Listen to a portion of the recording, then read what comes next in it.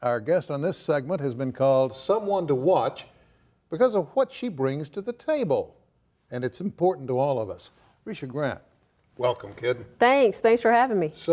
Listen, I've looked forward to this ever since I found out you were coming. Oh, awesome. First of all, what is it, and explain to the folks, what is it you're talking about here? Are we all biased? We are all biased. We all have bias, and I think a lot of people don't realize that they have bias, and that's why unconscious or implicit bias has become a big deal. And it's been around for a long time, but until the incident happened at Starbucks, you really didn't hear the terms unconscious bias that much outside of the HR industry. So it's something that I believe we have before we get to the isms, the racism, the classism, the sexism. It's bias, and if we can check our bias, we don't get to those things that are a lot worse. You have written a book called That's BS. Yes. Which doesn't stand for the obvious. What does it stand for? BS stands for bias synapse, and that's your brain's role in unconscious bias. Our brains tell us what to think. It alerts us, right? There's a guy that I'm a fan of, Joseph Ledoux. He's a brain researcher neurologist. He wrote a book called The Synaptic Self. In that book, he says that we live our lives in the synapse of our brain. And a synapse is how our brain communicates between brain cells. So he says that's where our memories are made. That's where we're alerted. So if you think about it from the terms of driving home, you've probably driven home or driven to work, and you don't know how you got there. You just look up and you're home. You don't even think about it. You don't even think about it. Yeah. That's your brain on autopilot. Really? Yes. So in another scenario, you're on an elevator with someone, something about that person makes the hair on the back of your neck stand up.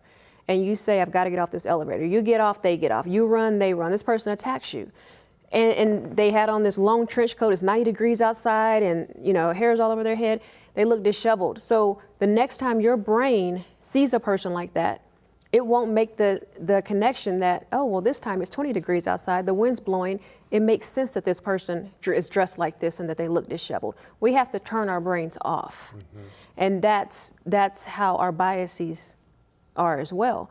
If one person who looks like me, say they're an African-American person, if that person offended you, it should be about that individual. But what happens is we look at that person and say, oh, that person has the same skin color. Oh, that person's the same this and that. And we put everybody that looks like that person in a box. And that's where the BS comes in, the other BS. Many years ago, I interviewed a man who, I was just starting in the business. I interviewed a man who was 104 years old. Wow. He had been the barber for Isaac Parker, the hanging judge over in Fort Smith. Okay.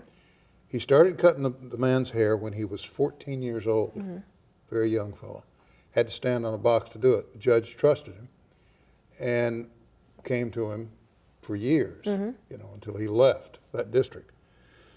And he told me an interesting story. He said that Isaac Parker said to him once, if, as you live your life, you refuse to cut the hair of someone because of the way they look, you're going to be in real trouble. Yes. Now that was pretty heavy coming at that time. At that time, yeah. And Fort Smith was known as hell on the border, and he hung them right and left, very high too.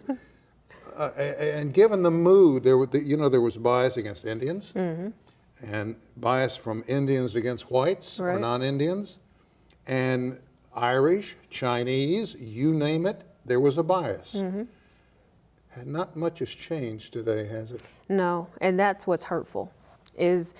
I think there was a time and place where people really thought things were getting better, but most people that fall into a diverse category will tell you they were just hidden. And now with the advent of social media, with the leadership that we currently have in office, people are emboldened to just say whatever and do whatever they want to do. And words matter. I think we're in a bad place. Words really matter. You can lot. hurt somebody deeply. You can hurt their heart in such a way that they might never recover. Exactly. Just by reaching into your bag of slurs. Exactly. and insensitivity, and utilize those phrases you pull out of nowhere because you're uneducated, even though you are in a position of power. Right, and the thing is, we know better. We know that stuff is not right. And I know, people grow up in different places and different households, but the thing about diversity, inclusion, unconscious bias that makes it simple is most of the things you learned as a child. You don't talk about people behind their back. You work and play well with others. You listen when people are speaking. These are so basic, and I travel the world to teach adults that it's not right to treat each other badly. I was going to say, you do travel the world. Yeah. You meet with folks in all walks of life. Yeah. Corporations bring you in to work with human resources in their company. Exactly.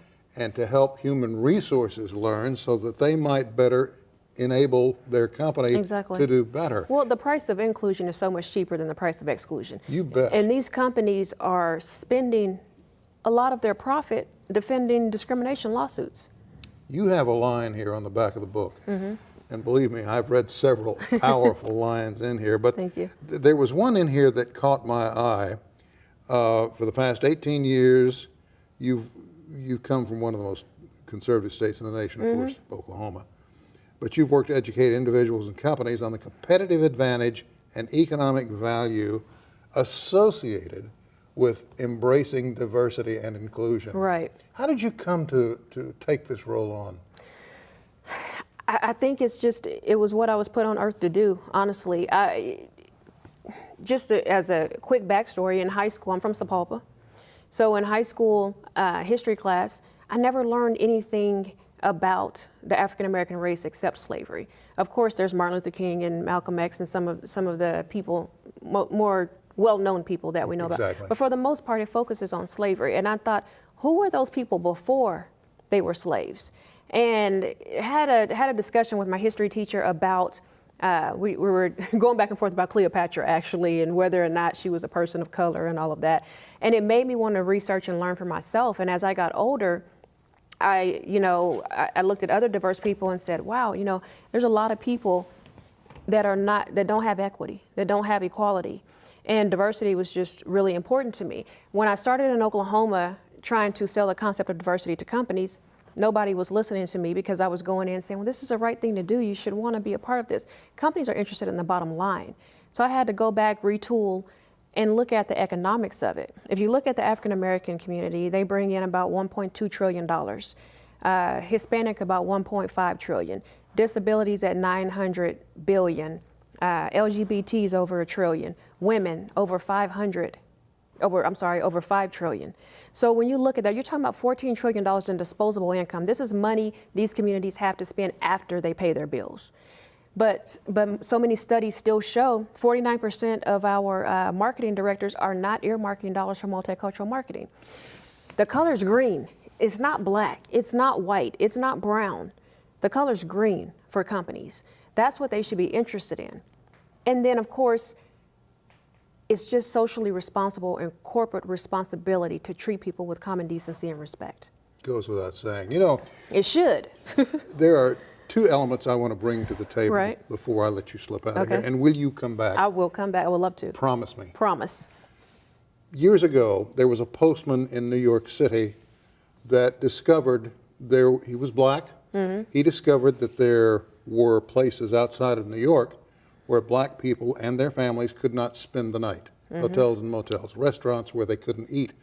But there were also hotels where they could stay and motels, and there were restaurants where they could meet. So he put together a book called The Green Book. And that became a guide for black people in New York and New Jersey who wanted to travel west. And they'd get a copy for 50 cents of the Green Book.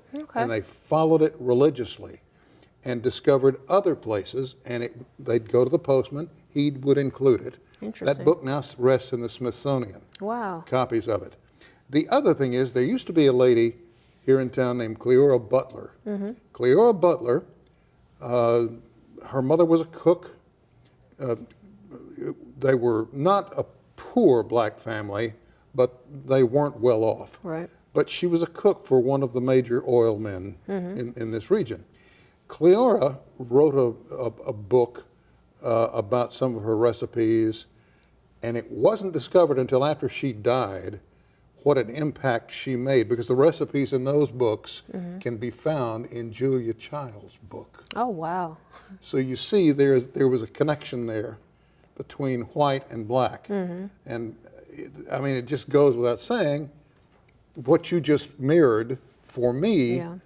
is there. It's the green It's we got to the pay green. attention to. And then diversity is enriching. I mean, just, you They're know. wrapping me up, and I'm so sorry. That's fine. I am so sorry. You will come back. I will come back. I have your word on it. You have my word on it. By golly, I'm going to hold you to that. May show up at your I'll office be with looking a sign. forward to it. Hey, you're a great person, and I appreciate the job Thank you're doing, you. gal. Thank you. Thank you for Thanks. being a part of it.